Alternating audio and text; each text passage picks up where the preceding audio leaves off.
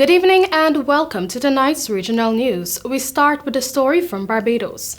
Britain's Charles, the Prince of Wales, is to visit Barbados to participate in the island's transition to a republic on November 30, according to an official statement issued by the British High Commission in Barbados. I quote, "The Prime Minister of Barbados, the Honourable Mia Amor Motley, extended an invitation to the Prince as future head of the Commonwealth to be the guest of honour at the Republic celebration events. His Royal Highness will also undertake a short programme of engagements in Barbados," and quote, the brief statement noted. Prince Charles's last visit to Barbados was in March 2019 during a Caribbean tour with the Duchess of Cornwall. Earlier this month, Barbados legislators elected 72-year-old Governor-General Dame Sandra Prunella Mason to be the first ever president, as the island moves to end its political relationship with Britain and adopt a republican status on November 30, its Independence Day.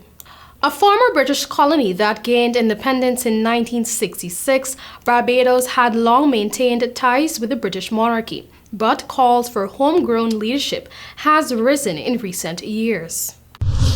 Jamaica's Ministry of Health and Wellness has advised that the country has passed the 1 million mark for COVID-19 vaccination doses that have so far been administered locally.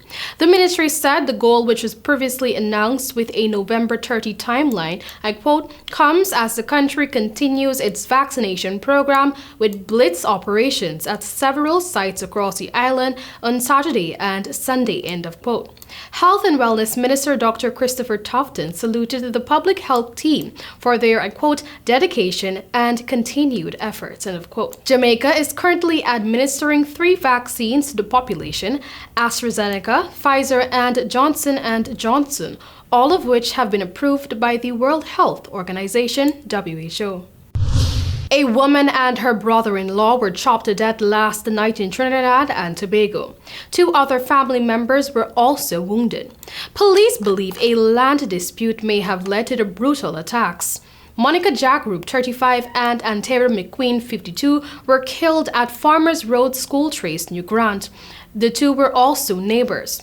Around 10:50 p.m., a relative called out to McQueen and his wife Indra Jagroup, and they came out from their home. He approached them and chopped McQueen on the neck.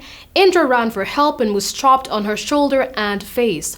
Her left hand was also severed. Manik Chan Jagroup heard the commotion and came outside his house located across the road.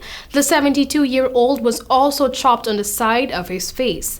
The attacker then made his way to Monica's house, where he chopped her several times about her body before fleeing the scene. Trinidad police are searching for a 33-year-old suspect.